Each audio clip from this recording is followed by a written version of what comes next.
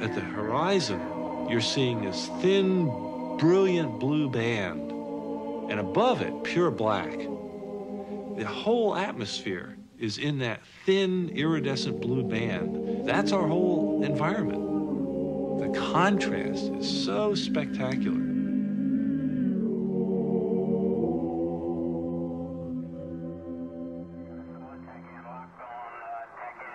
The planet's got a lot of people on it, 6 billion today.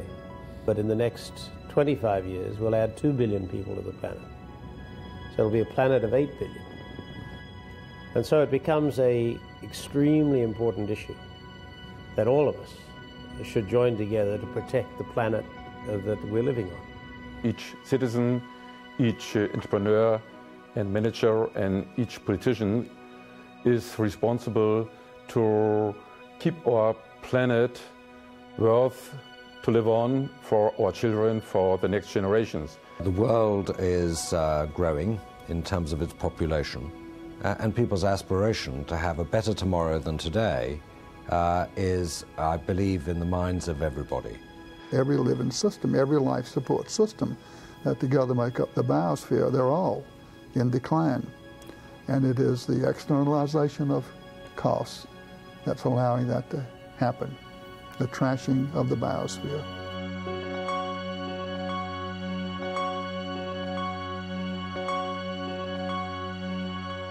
We're losing our biodiversity at a very rapid rate. And this is as a result of the human pressures on the environment in which we're living. We lose, as an example, timber holdings to the extent of the size of Switzerland every year. The economy is truly the wholly owned subsidiary of the environment. The economy takes in from the environment air, fancy getting along without air, water, food, energy, and it gives off in the other direction waste, pollution, carbon dioxide, greenhouse gases, et cetera, et cetera. And the result of all of that is the economy grows and the environment shrinks. How long can that go on? There is most certainly a limit, and it's in businesses' interest to be sure that stability is achieved in those flows, and equilibrium is achieved. That is sustainability. The key driving force for unsustainability, in my view, is a system of economics that allows the externalization of cost. A system that is focused only on exchange value without regard to use value, and puts no value whatsoever on nature. We have to act in a sustainable way. That means that we should not use more nature than it can be recreated. And therefore I think sustainable practices are very important for companies, but I think for the society at all. Everyone must recognize that the world which surrounds them isn't free. So we can't actually go and use the environment as if it's someone else's problem to sort out. It belongs to everybody, and so we've got to take a proportionate share in making sure that whatever we do with the external world, the externalities of activity, are somehow incorporated in the full cost of the activity that takes place, and something is done to reduce the impact on things which belong to everybody. No normal person, be he rich or poor, would prefer to live in an arid desert without access to forests or clean water, or in a polluted environment which affects their health, rather than live in an environment which can promote not only their financial wealth, but their personal wealth in terms of the way in which they're living. Poor people are not very different than rich people. They know the difference between a good life and a bad life. They know the difference between clean air and unclean air. They know the difference between putting their health at risk and being able to drink the water or to live in a noxious-free environment. And so the issue is really answered by you asking yourself, why would you want to live in an environment that is being ruined? It's very difficult for people to think about abstract things that happen to the world as a whole. Indeed, there has to be a high state of awareness and possibly experience to let people think about what the world has to do. We also have to start with what affects an individual, how it gives an individual a sense of place. So, for example, in the environment, the care of the environment, I've always found it very difficult to talk to people about what is happening to global warming when they say, yes, but I'd actually like some clean water first.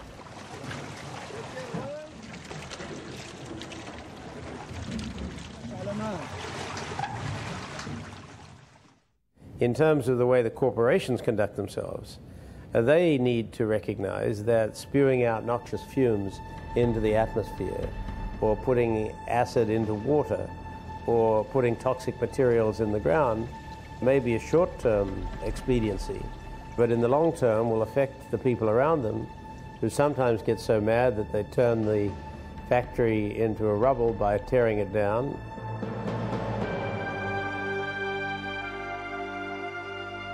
So there is a connection between what is both ethically and morally and even economically indefensible and the pressure which comes on companies, and that is being demonstrated now in quite a number of ways, both by a push on the companies and by consumers taking products for companies which adopt what they call a triple bottom line of social responsibility, environmental responsibility, as well as profits.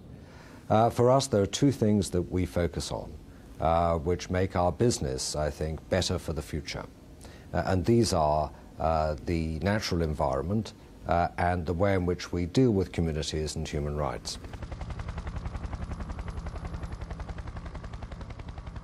I think it's all about progress. Technology, of course, is so critical in this area. I mean, the rate of progress of technology is not going to stop. If we look over the last 200 years, there's been continuous progress. I can't possibly believe that it's not going to carry on. The gasoline that we make today bears no relationship to the gasoline made 10 years ago, and it gets better and better and better.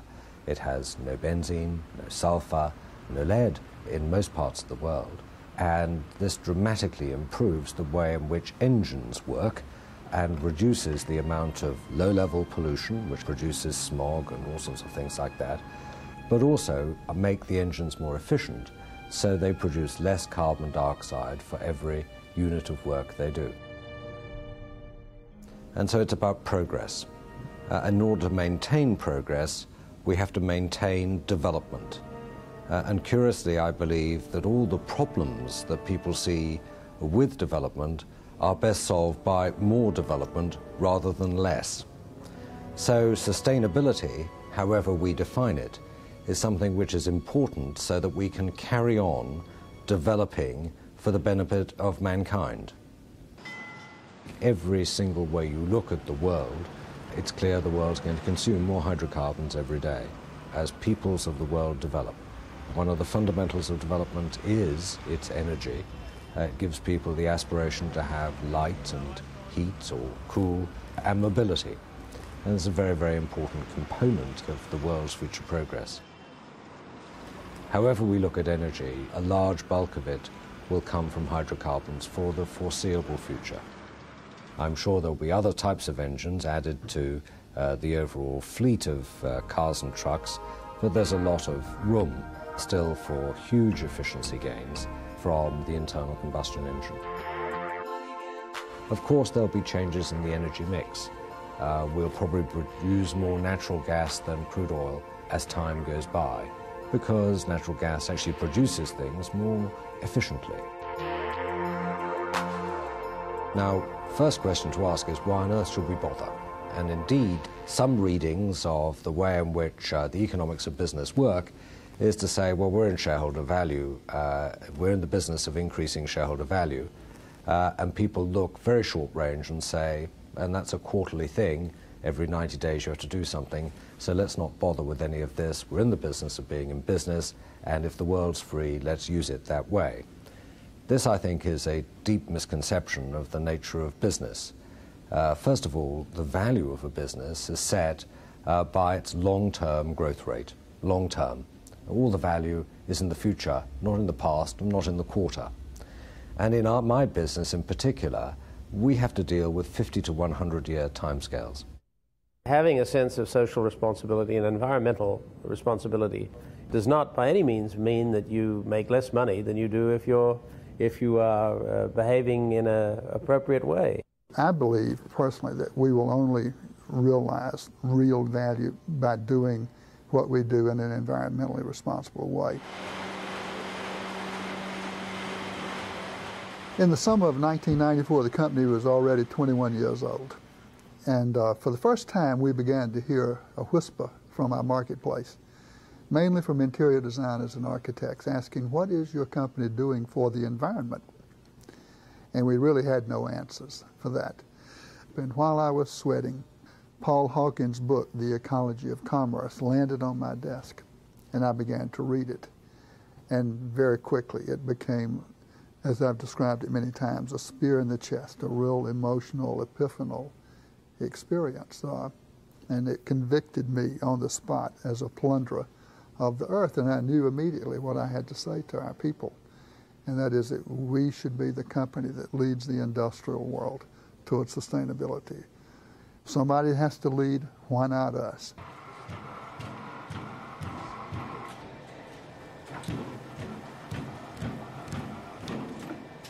Infusing this into our culture has been, has taken 6 years, but today environmental sustainability and sensitivity and responsibility, they're in the DNA of our company.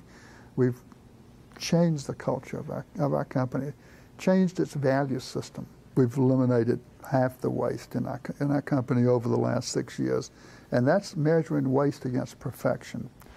That says do it right the first time, every time, no scrap, no off quality, perfection.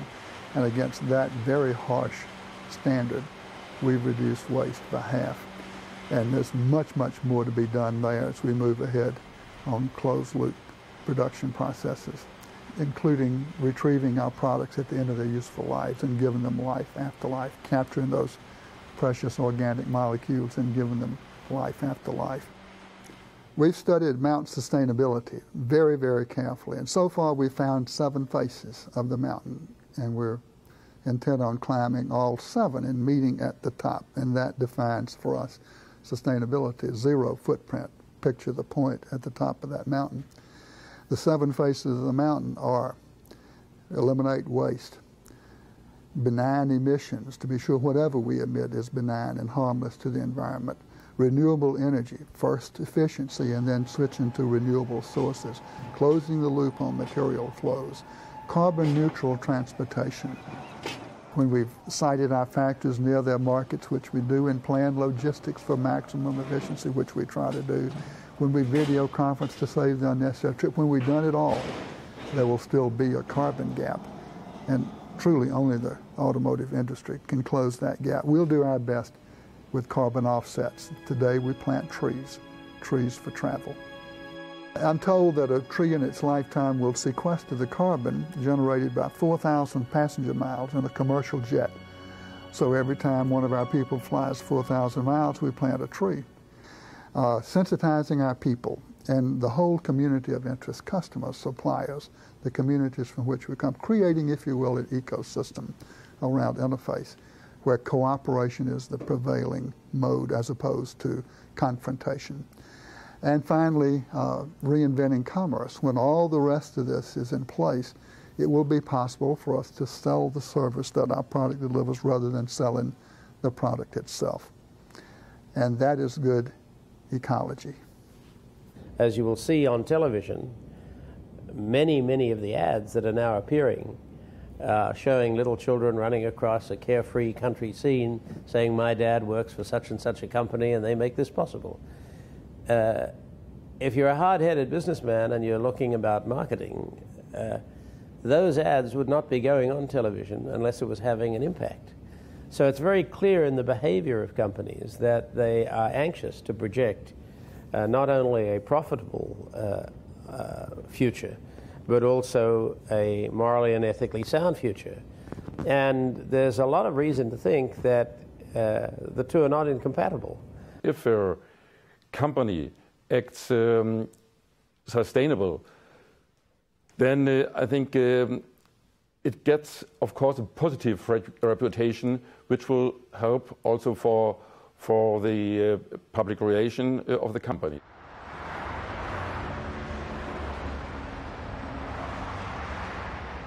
We have many cases where we can do environmentally friendly things and even save costs. For example, if we save energy, we save costs, and on the other hand, also it's positive for the environment. We started, of course, in the question of sustainability in the late 70s and also in the 80s. There we had mainly single projects within our company. But in the second half of the 80s, we started to act more systematically. We developed management system for sustainability. We created a special division with a director who is a coordinator for all these questions of sustainability and who is reporting directly to me. And there we started to analyze all areas of the company. And that means, of course, all processes within the company were analyzed, and we changed the processes. Another area had been the assortment of our catalogs. There we have 120,000 articles in our assortment, so it's an ongoing process to analyze all products and to change them to environmentally friendly products. Wood and cotton are very sensitive areas. So if we take wooden products like furniture or paper, how does the wood come from and how is the whole production chain? It is very important that we use sustainable forestry. We must also put the question, how can we secure this? And there we found the label Forest Stewardship Council. That's our international organization supported by many NGOs, which is giving certificates to forests which are having a sustainable forestry policy.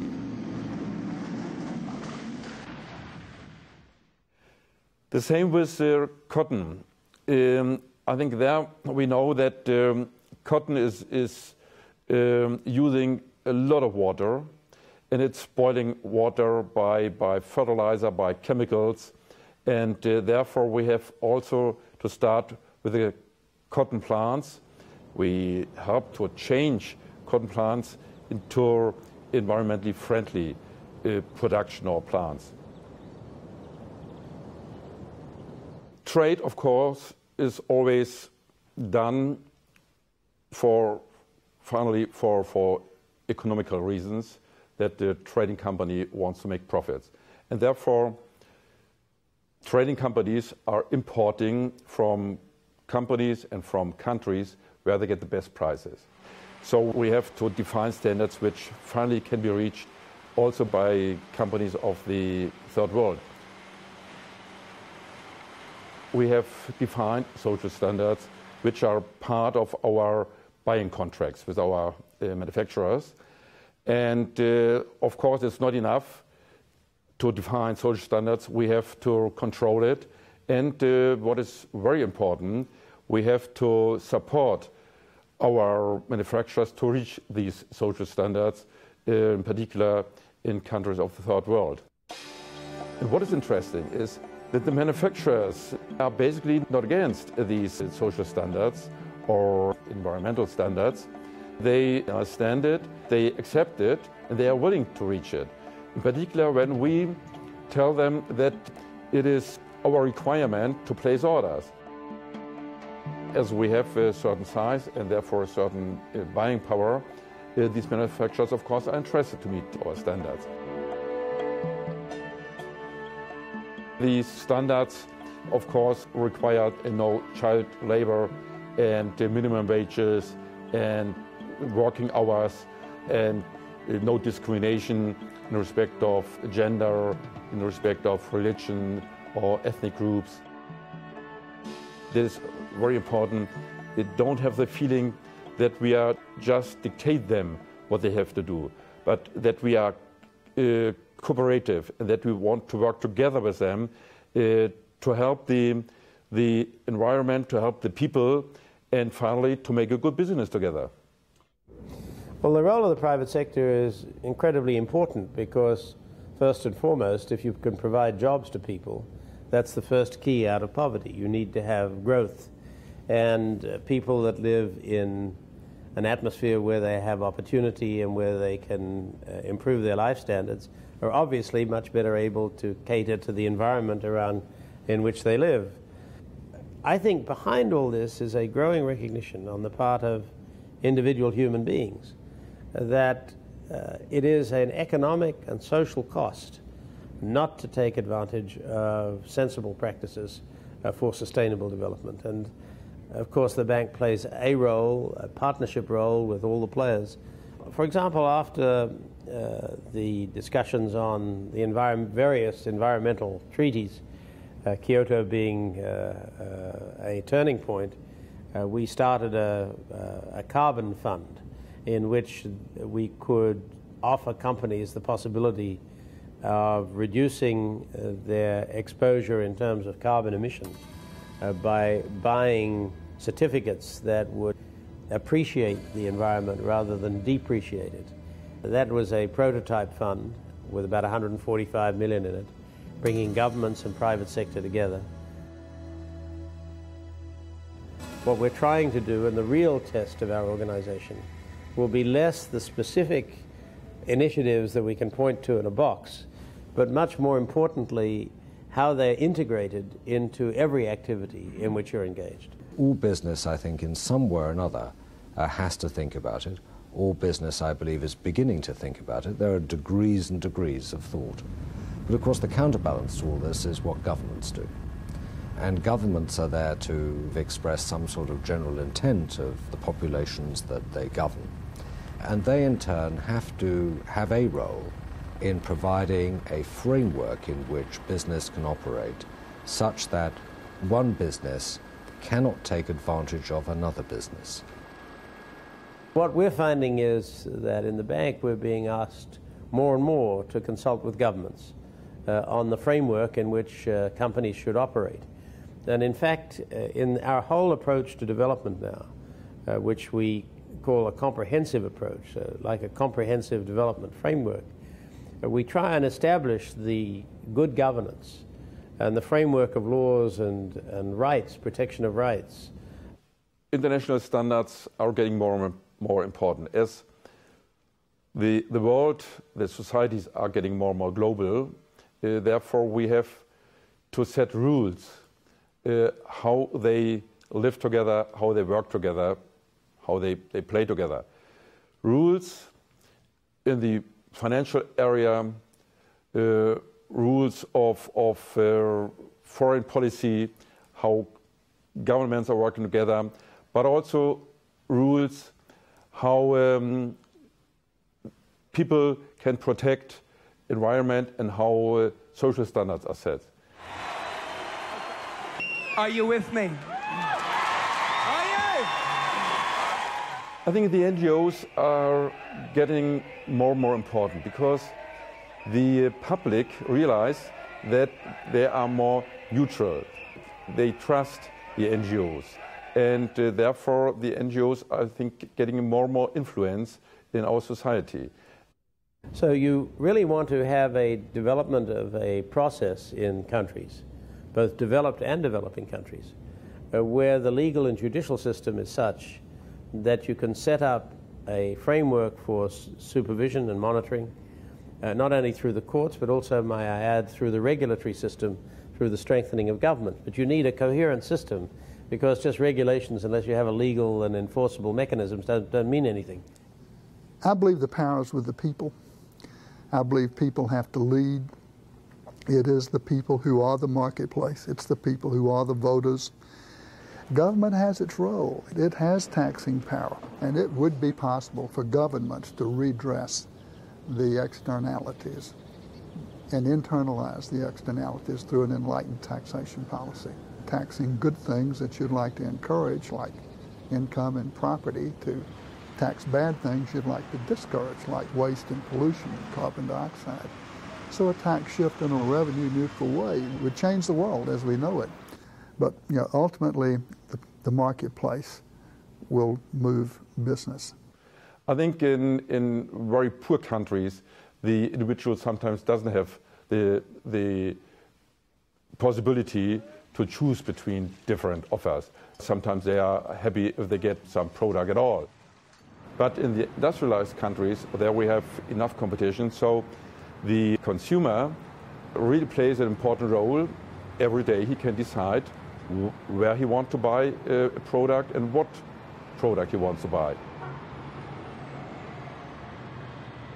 All of us should join together to protect the planet that we're living on. It's really a planetary context, different from the way in which we were used to thinking when I went to school. But it's very real, and it affects the lives and opportunities of poor people, but also rich people. Can business provide the leadership? One would like to think so, but for sure it cannot happen unless business comes along. Whether business leads or follows, it must be part of the solution to the problem. Otherwise, it can drag the whole effort down and destroy the effort, and in the process, destroy life on Earth as we know it. I mean, that's the alternative. Wouldn't it be good if all the experiences that everybody had within a company or as between companies were shared so that the best way of doing something was immediately applied to the next time you did it?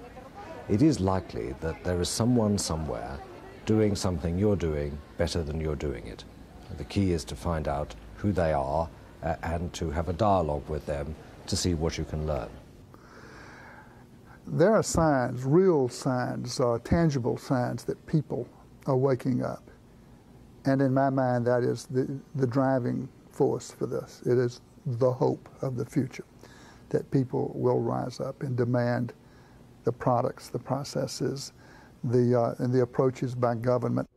What we're doing at the bank is trying to bring a number of these people together, and it is not difficult. It is not difficult to bring them together, both to meet with each other, to meet with civil society, to meet with environmentalists, to meet with our own people, to meet with other institutions and with government officials, just to try and kick things around on the basis that if it doesn't cost you any more to do things right, and if it preserves also the future, and it contributes to the general good, then that's a better decision than one which is to spoil the general good and make people's lives terrible. So this is not rocket science. This is just good sense. Good sense for an individual and good sense for business.